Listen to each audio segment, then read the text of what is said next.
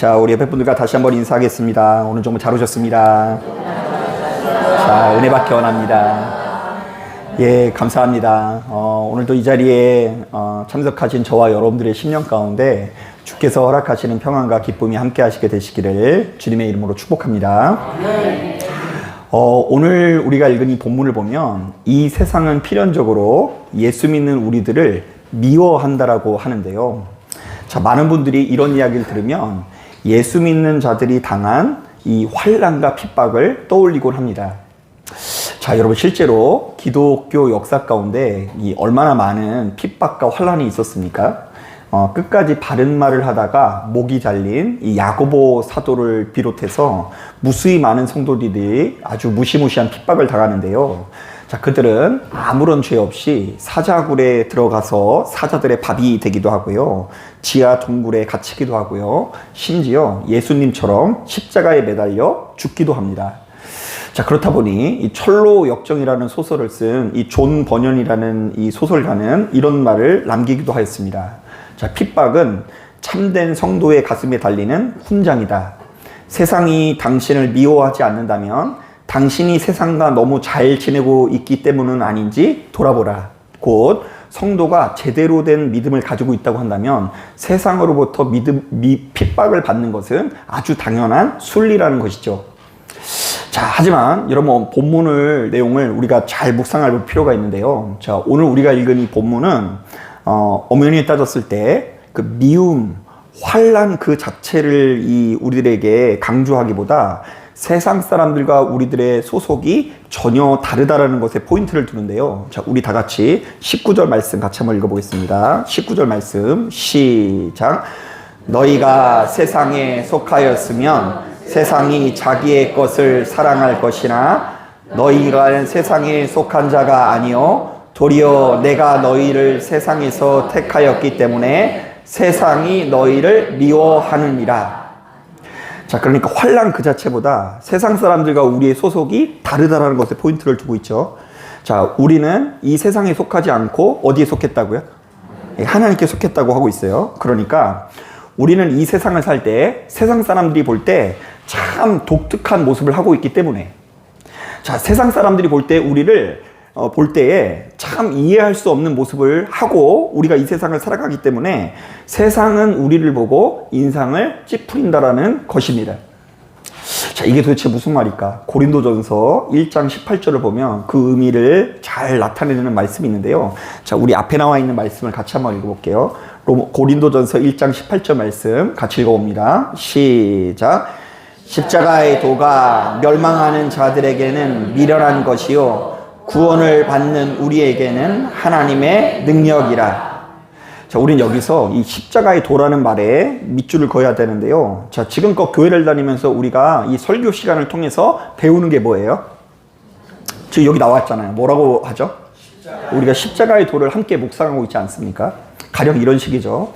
여러분, 이 세상에서는 눈에는 눈, 또 뭐예요? 이해는 이해예요.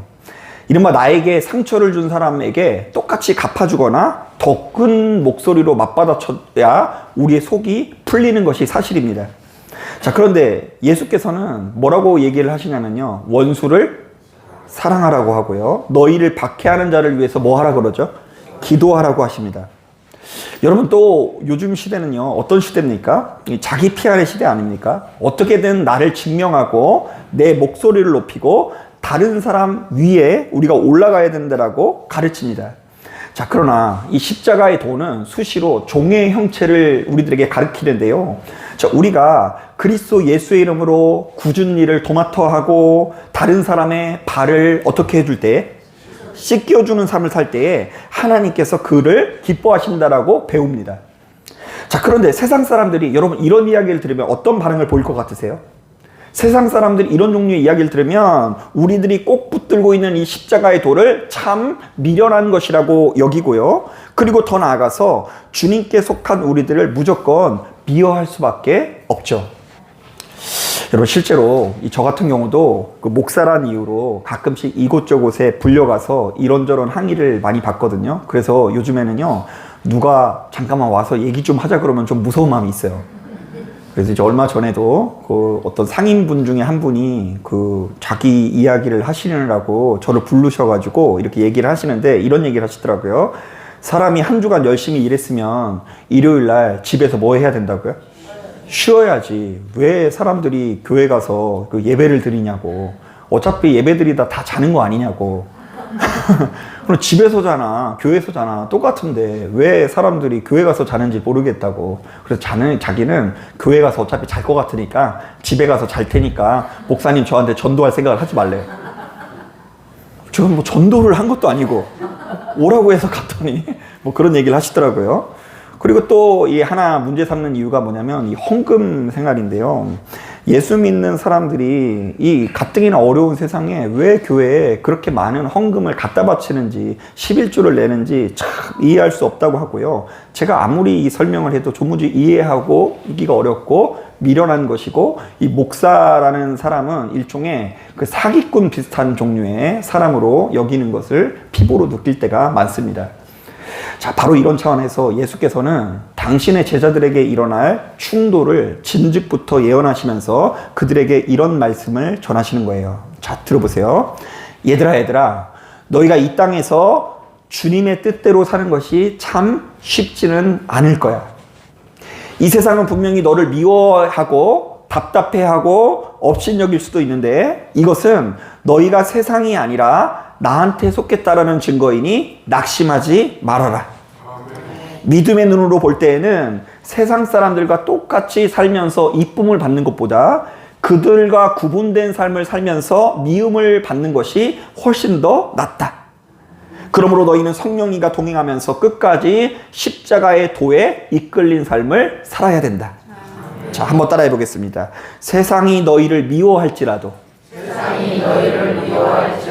끝까지 예수께 속하여 십자가의 도에 이끌린 삶을 살아야 한다. 자, 여러분, 사실 교회를 다니는 우리들은 이 사람들 한 사람 한 사람을 성도라고 부르지 않습니까? 예, 교회를 그동안 다녔던 안 다녔던 간에 지금 나왔으면 그 사람은 뭐라고 불러요? 성도라고 부르는데요. 이 많은 분들이 성도라는 것을 오해하더라고요. 뭐냐면 믿음이 좀 더 좋은 사람은 집사로 업그레이드를 한다고 생각을 해요. 그리고 집사에서 믿음이 더 좋으면 뭘로 업그레이드 해요? 좀 그렇게 우리 알고 있죠. 그래서 성도는 좀 솔직히 말하면 좀 핫발이 아니에요. 그런데 이제 여러분, 이 성도라는 말은 굉장히 영광스러운 말인데요. 이 성도라는 말 자체가 구분된 사람이라는 뜻으로서 하나님을 믿는 사람들은 세상 사람들과 좀 뭔가 다르다라는 의미가 있어요. 자, 실제로 우리는 세상 사람들과 사는 방식도 인생의 목적도 다른데요. 자, 우리는 이 땅에서의 성공과 번영을 넘어서 하나님의 나라를 바라보는 자들이기 때문에 그들과 다른 삶을 살 수밖에 없는 거죠. 자, 그렇기 때문에 여러분, 이 성경을 묵상하다 보면 이 성경 안에서 가장 큰 범죄가 뭔지 아세요? 사실 냉정하게 말하면 하나님을 믿는 우리들이 세상 사람들과 똑같은 것을 가장 큰 재앙으로 여긴다라는 것을 발견할 수 있어요. 자, 그러니까 처음에 이렇게 보면은 우상 숭배가 가장 큰 죄구나, 그리고 뭐 하나님을 경홀히 여기는 것이 가장 큰 죄구나, 이렇게 여길지 모르겠지만 엄연히 따졌을 때는 이것저것이 짬뽕이 돼서 하나님을 믿는 우리들이 세상 사람들과 별로 차이가 없이 똑같아지는 것을 가리켜서 그것을 가장 큰 범죄로 여기는 것을 알 수 있어요. 가령 예를 들면 거룩한 도성 예루살렘이 주님의 말씀을 붙들고 주님의 뜻대로 살기보다 우상을 섬기는 문화와 혼합이 된 거예요. 여러분, 엄연히 따졌을 때 기도는 우리만 할 것 같아요? 아니면 세상 사람들도 할 것 같아요? 비나이다. 그래서 이 돌 같은 데 가가지고 어떤 거 만지면서 기도하면 아들 낳는데요. 여러분 믿으십니까? 예, 그리고 여러분 복채를 받고 어떤 분들은 막 이 1000배를 매일같이 하기도 하고 열정적으로 기도를 하기도 합니다. 그런데 여러분, 세상 사람들의 기도와 우리들의 기도가 똑같은 기도예요? 아니면 좀 다른 기도예요? 예, 그래서 어떤 무당은 이렇게 얘기하더라고요. 예수 믿는 것들은 지독하대요. 왜냐면 자기들은 잡신을 한테 믿고 비는데 예수 믿는 우리들은 정말로 최고의 신한테 비니까 무조건 소원이 이루어진대요. 아멘 하시면 안 돼요. 비스무리하지만 좀 달라요. 우리는 이 작은 신이 아니라 큰 신을 섬겨서 더 큰 소원을 이루는 것이 아니라 어떤 면에서 세상 사람들과 소원 자체가 다르다라는 거예요. 그러니까 세상 사람들은 잡신을 믿어서 작은 부자가 되고 우리는 큰 신을 믿어서 큰 부자가 되는 것이 아니라 우리는 이 땅에서 부자가 되든지 말든지 가장 큰 가치가 어디라고요? 그 어디나? 하늘나라에서 사는 것이 우리들의 가치라는 거예요. 그러므로 예수 믿는 우리들은 우리가 섬기는 주님의 몸된 교회도 역시 세상 사람들에게 다소 미움을 받더라도 끝까지 십자가의 도를 붙들어야 하는데요. 자, 저는 이것을 위해서 예수 믿는 우리들이 경험할 수 있는 4가지 충돌을 제시하면서 말씀을 마무리하려고 합니다. 자, 예수 믿는 우리들은 세상에서 이쁨을 받는다 그래요? 미움을 받는다 그래요?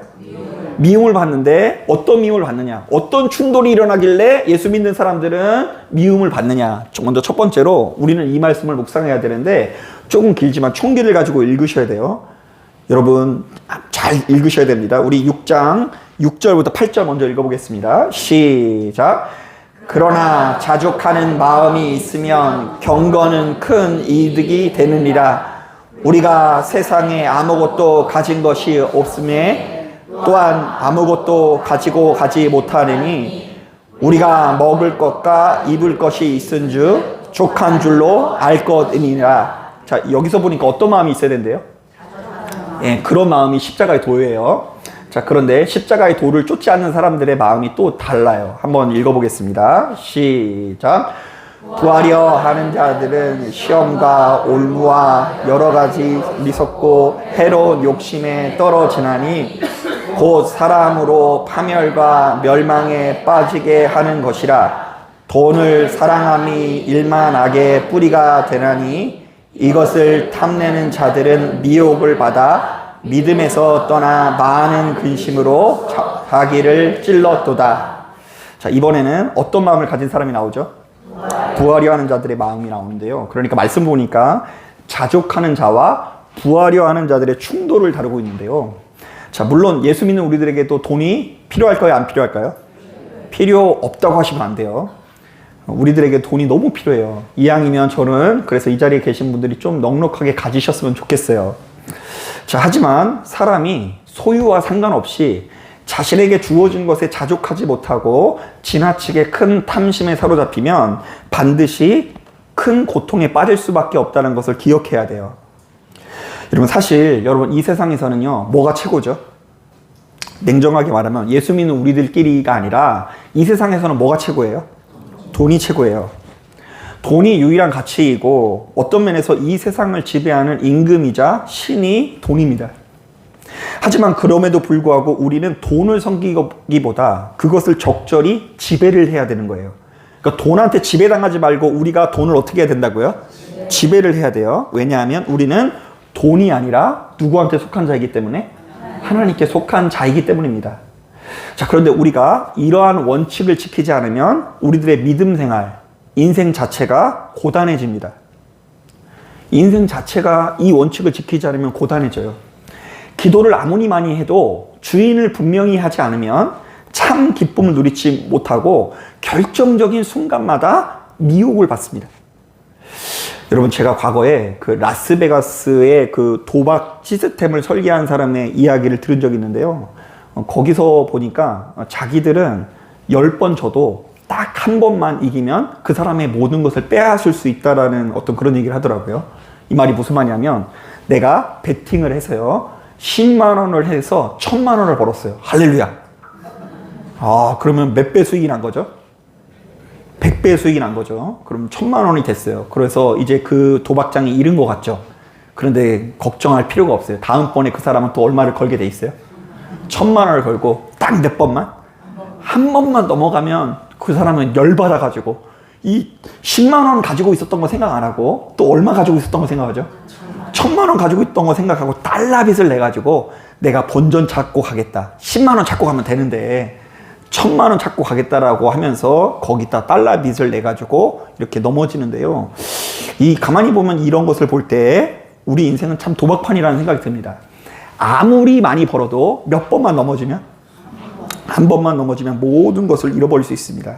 자, 그러므로 세상에서 좀 미련한 사람이라는 소리를 듣더라도 탐심에 사로잡히지 말고 자족하며 살아야 됩니다. 그래서 여러분 요즘 자꾸 투자 얘기하는데 투자도 자족하는 마음을 가지고 투자하세요.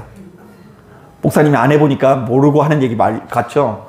여러분 자족하는 마음을 가지고 평정심을 가지고 욕심에 지배받지 말고 되도록 여러분 이곳저곳 돌아다니면서 돈돈거리지 말고 주어진 것에 자족하면서 없어도 이곳저곳에 밥 사는 인생이 되길 바랍니다.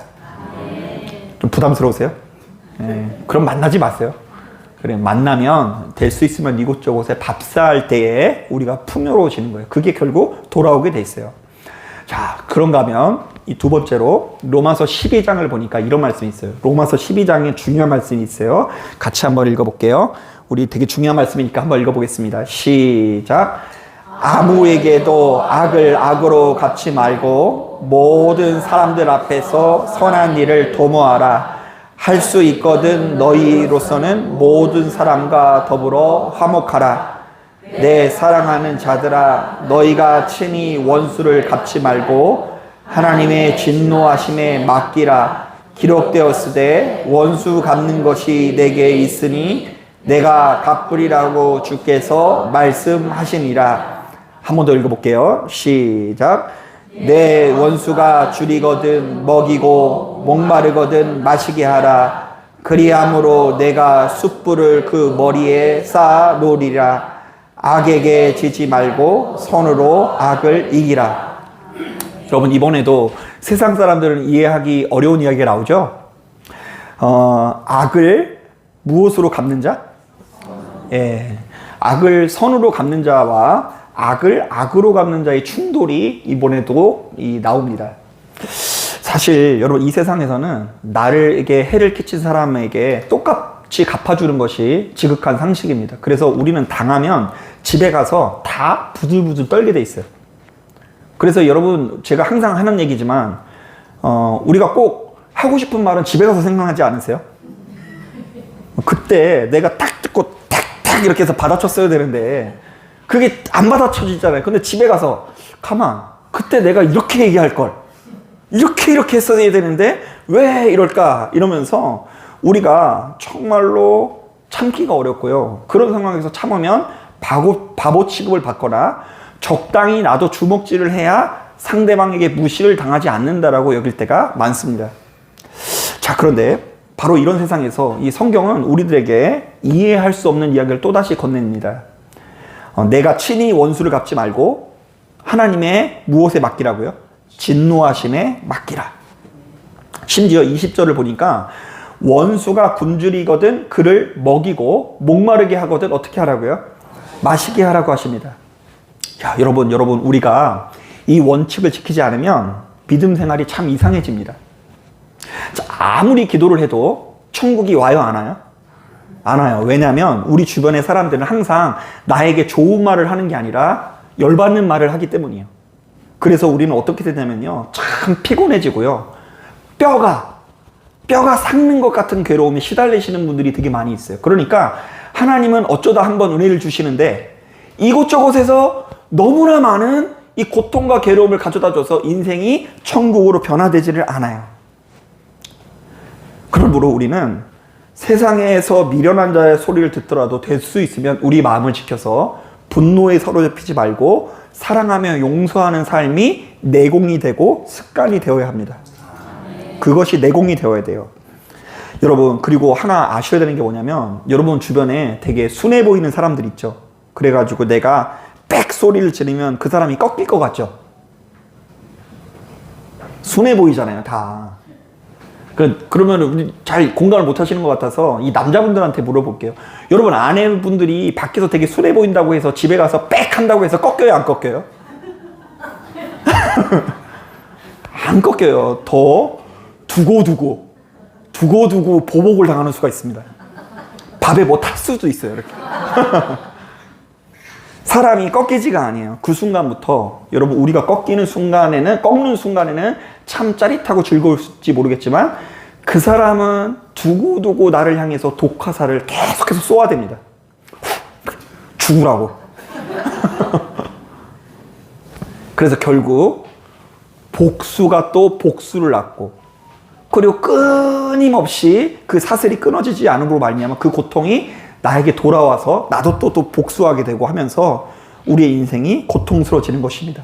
그러므로 우리는 하루라도 빨리 내 감정을 지키면서 예수 그리스도께서 허락하시는 이 평화의 상태에 이르기 위해서 노력해야 되는 것입니다.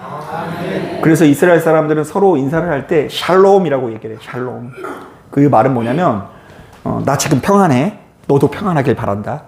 우리 서로 이 평안한 상태를 유지하길 바란다. 뭐 이런 의미가 담겨 있대요. 자, 계속해서 누가복음 14장에도 참 중요한 말씀이 있는데, 제가 수차례 여러분들에게 말씀을 전했는데 누가복음 14장에 이런 말씀이 있네요. 우리 같이 한번 읽어보겠습니다. 시작.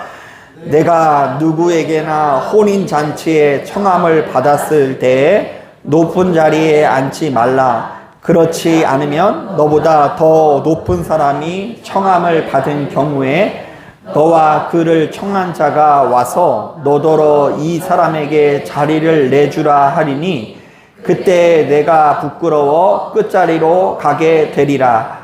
청함을 받았을 때에 차라리 가서 끝자리에 앉으라. 그러면 너를 청한 자가 와서 너더러 거시어 올라 앉으라 하리니 그때에야 함께 앉은 모든 사람 앞에서 영광이 있으리라. 무릇 자기를 높이는 자는 낮아지고 자기를 낮추는 자는 높아지리라. 자, 말씀을 보니까 이번에는 자기를 높이려는 자와 자기를 낮추려는 자의 충돌이 나오죠. 이게 굉장히 성경에서 중요한 주제입니다. 예수께서 사실은 지극히 높은 곳에서 낮은 곳으로 내려오신 분이시잖아요. 그리고 이 땅에서 가장 비참한 자리에 서신 분이잖아요. 그렇기 때문에 우리들에게 이게 되게 중요한 주제예요. 자기를 높이려는 자와 자기를 낮추려는 자의 충돌. 여러분, 우리가 살아가는 이 세상은 사실 어떤 세상입니까? 어떻게든 나를 증명하고 내 목소리를 높이고 다른 사람 머리 위에 올라서서 높은 자리에 차지해야 이 대접받는 세상입니다. 그래서 우리는 이것을 어떻게 알 수 있냐면요. 최근에 그 중요한 선거가 있었잖아요, 우리나라에. 그런데 이제 가만히 보니까 선거에서 이겨서 국회의원, 도지사, 시장이 되면요, 얼굴이 천사 같은 얼굴을 하고 있어요. 자, 그런데 패배한 자들은 얼굴이 하나같이 어떻죠? 네, 죽어가고 있어요. 시커멓습니다. 그러니까 우리가 이런 광경을 보면 어떤 생각이 드냐면, 그래, 우리가 될 수 있으면 선거를 치르면 어떻게 해야 된다고요? 이겨야 되는구나. 우리가 높은 자리에 앉아야지 행복을 누릴 수 있다. 자, 그런데 예수께서는 제자들에게 청함을 받았을 때 높은 자리가 아니라 끝자리에 앉으라고 하십니다. 이것은 세상 사람들과 구분되는 천국의 법칙인데요. 자, 한번 따라 보겠습니다. 자기를 높이는 자는 낮아지고 자기를 낮추는 자들은 높아지리라. 여러분, 우리가 이런 원칙을 지키지 않으면 우리의 믿음 생활이나 인생의 방향이 이상해집니다. 이게 예수 그리스도의 도예요. 교회를 다니는데도 불구하고 세상의 가르침에 지배를 받아서 높아지려고 하면 우리의 인생이 이상해져요. 참 별거 아닌 것에 섭섭마귀에 놀아나게 되고요. 허망마귀에 놀아나게 돼 있어요. 제가 말씀드리지만 국회의원 뭐 까짓거 당첨돼봤자 몇 년밖에 못 가요? 이번에는 2년밖에 못 한대요. 보궐선거여가지고. 아, 저만 아는 소식이었어요? 아, 왜요? 막 난리가 났어요. 2년이에요, 2년. 이번엔 2년이에요. 그 영광이 몇 년밖에 못 간다고요? 2년밖에 못 가요. 그러므로 우리는 이 세상에서 누가 알아주든지 말든지 간에 가장 낮은 곳으로 흘러가면 나중에 저 천국에 가서 우리 하나님 앞에서 주님과 함께 왕노릇 할 수 있는 거예요. 그래서 우리는 종노릇하며 살아야 되는 거예요. 종노릇하며. 기분 나빠요? 네, 여러분, 우리가 세상 사람들이 이해하든 이해하지 않든 간에 우리가 붙들어야 되는 예수의 도는 이거예요. 우리가 자녀들에게 말할 때도 얘들아 어디 가서 머리 될지언정 뭐 되면 안 된다고요? 네, 그렇게 가르치지 말고 얘들아 가서 봉사해라, 희생해라, 알아주지 않더라도 성실한 삶을 살아. 이렇게 할 때에 우리의 인생이 더욱더 아름다운 인생이 될 줄로 믿습니다. 자, 그런가 하면 이제 말씀을 준비하다가 최근에 이 세태를 보면서 이 말씀이 정말로 적절하다는 생각이 들어서 한 가지 말씀을 더 인용했는데요. 자, 우리 다 같이 한번 데살로니가 후서 3장 말씀 같이 한번 읽어보겠습니다. 시작.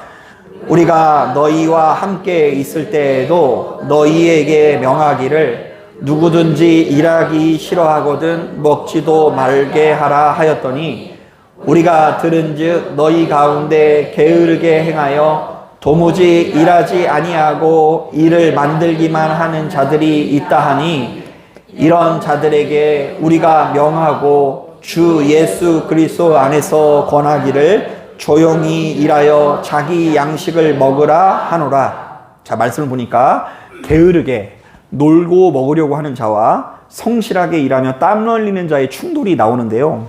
자, 사실 이 세상은 어떤 것을 미덕으로 여기냐면요, 한탕 크게 해서 평생 놀고 먹는 인생을 성공한 인생으로 여깁니다. 자, 그렇다 보니 참 안타까운 것이 우리 사회에도 이런 문화가 많이 들어와서 제가 어렸을 때만 하더라도 너 꿈이 뭐야 이러면 과학자, 대통령 이렇게 얘기했거든요. 그런데 지금은 우리 사회도 이제 최대한 땀 흘리지 않고 편하게 돈 벌 수 있는 것이 이렇게 직업군으로 이게 손꼽히고 있습니다. 그래서 이제 가장 좋은 게 뭐냐면 이 건물주가 이 초등학교 학생들의 장래 희망이 된 지가 꽤 오래됐어요. 자, 하지만 여러분, 하나님께서 정하신 이 창조의 세계는 그렇지 않습니다. 아무것도 안 하고 놀고 먹는 삶은 안식을 누릴 수 있다 없다? 누릴 수 없다. 그러니까 땀 흘리지 않으면 안식을 누릴 수 없어요. 맨날 노는 삶은 안식이 아니에요. 6일간 성실히 일하고 6일간 성실히 땀 흘린 자만이 안식을 누릴 수 있는데요. 가령 이런 식이에요. 여러분, 오늘 예배 드리고 나면 제가 집에 가서 안식을 누릴까요? 못 누릴까요? 네, 오늘 제가 안식을 누리는 날이에요. 마찬가지예요, 여러분. 월요일부터 금요일까지 마음고생을 하는 어떤 일이 있거나 여러분 땀 흘리는 어떤 일이 있으니까 토요일날 늦잠 자는 것이 행복한 거 아니겠습니까? 그래서 그때 열심히 일할 수 있는 상태를 미덕으로 여길 수 있는 것이 우리 안에 있어야 한다는 것입니다. 그런데 여러분, 우리가 이러한 원칙을 지키지 않으면 믿음 생활의 방향이 좀 이상해집니다. 입으로는 하나님의 은혜를 구하면서 정작 자신의 삶은 요행, 일확천금을 바라며 허황된 꿈을 꾸게 되는데요. 이른바 거룩한 노동의 가치는 까맣게 잃어버린 채 영적인 나태함과 게으름에 깊이 중독된다는 것이죠. 그러므로 세상에서 미련한 자라는 소리를 듣더라도 우리는 게으름의 유혹에 사로잡히지 말고 내게 주신 일터에서 최선을 다하는 삶의 모습이 이식이 되어야 합니다. 자, 세상은 정직하게 일하는 우리들을 향해서 미련하다, 요즘 세상에 저렇게 미련하게 일만 해서 언제 부자가 되냐 이렇게 비웃을 수도 있습니다. 그러나 우리가 열심히 일하는 것은 부자가 되기 위해서가 아니라 그냥 예수 믿는 우리들에게 주어져 있는 하나의 철학인 거예요. 삶의 목표인 거예요. 하나님의 형상인 겁니다. 그러므로 우리는 아무리 돈이 많아도, 세상이 아무리 우리로 하여금 한방 은퇴를 부추겨도 하나님 앞에서 묵묵히 신실한 노동자가 되어야 합니다. 돈이 많아도 노동하는 자가 되어야 돼요. 그 말은 단순히 뭐 직업을 가지라 가지지 말라는 의미가 아니에요. 그냥 내가 지금 하나님의 이름을 가지고 건강하게 오늘 하루 일할 수 있음에 감사히 여기고, 그것이 교회에서 집사, 권사, 장로 하는 것만큼이나 너무나 중요한 사명인 것을 우리 가슴에 새겨야 하는 것입니다. 그러니까 일하는 것은 아름다운 거예요. 우리가 땀 흘리는 것은, 그리고 최대한 늦게까지 땀 흘리는 것은 저주가 아니라 축복이라는 생각을 가질 수 있어야 됩니다. 자, 그러면 지금까지 우리가 살펴본 십자가의 도를 좀 정리해 볼까요? 자, 첫째, 돈이 최고라는 세상 속에서 탐심에 사로잡히지 않고 자족하며 사는 것, 이게 십자가의 도죠. 아마 우리 교회 다니면서 그런 얘기 많이 들었을 거예요. 그래서 이제 여러분, 이거 정리가 안 되면 자꾸 설교를 들으면서 짜증날 수 있어요. 나는 돈 벌려고 지금 기도하는데 목사님이 자꾸 그게 아니라고 하니까 힘들 수 있는데, 그런데 결국 영원한 만족을 누리기 위해서는 여러분 이것을 아셔야 돼요. 자족하며 사는 법을 배워야 됩니다. 믿음 안에서. 두 번째, 보복이 당연하다라고 말하는 세상 속에서 요즘은 더 쌀벌하게 보복하잖아요. 그죠? 술 먹다가 그냥 마음에 안 들면 칼부림 나기 십상인 세상이에요. 그런데 분노하지 않고 사랑하고 용서하며 살아가는 것이 우리에게 주어져 있는 십자가의 도입니다. 자, 셋째, 높은 자리만 탐하는 세상 속에서 마음을 비워 교만하지 않고 낮아져서 겸손하게 사는 연습을 하는 것, 이것이 십자가의 도입니다. 왜요? 우리가 믿고 있는 예수님께서 그런 분이시기 때문이에요. 예수님의 일생 자체가 겸손이잖아요. 그러니까 우리도 겸손하기 위해서 노력해야 돼요. 자, 넷째, 일 안 하고 놀고 먹는 게 성공이라는 세상 속에서 성실히 땀 흘려 일하는 것. 자, 여러분, 십자가의 도를 여러 가지로 말할 수 있지만 제가 여러분들에게 평상시 설교한 내용, 요한복음의 내용의 흐름을 따라가서 이 네 가지로 정리를 좀 해봤습니다.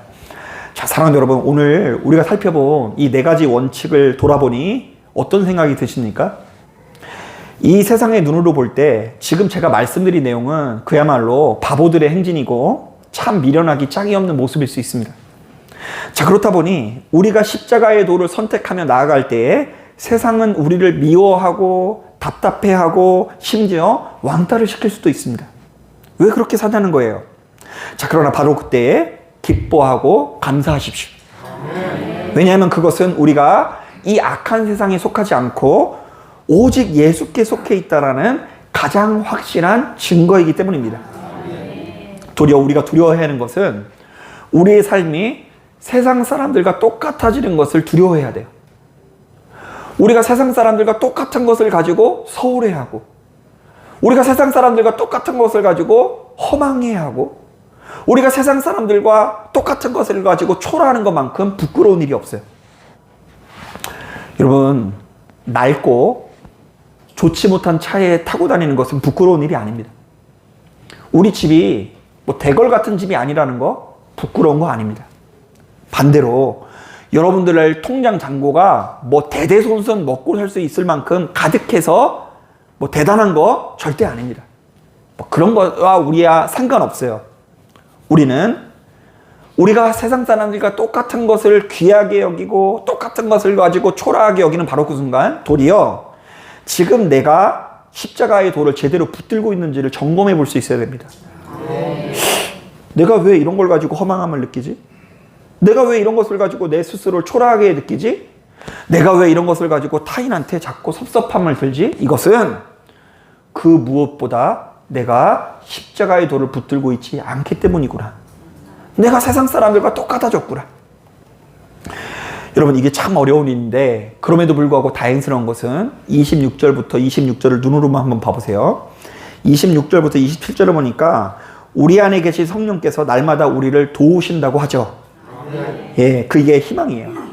성령께서 우리 안에 끊임없이 역사하시면서 우리로 하여금 끊임없이 십자가의 도를 쫓도록 도우시기 때문에 우리는 여러 가지 연약한 성품에도 불구하고 그분의 뜻을 이뤄나갈 수 있는 것입니다.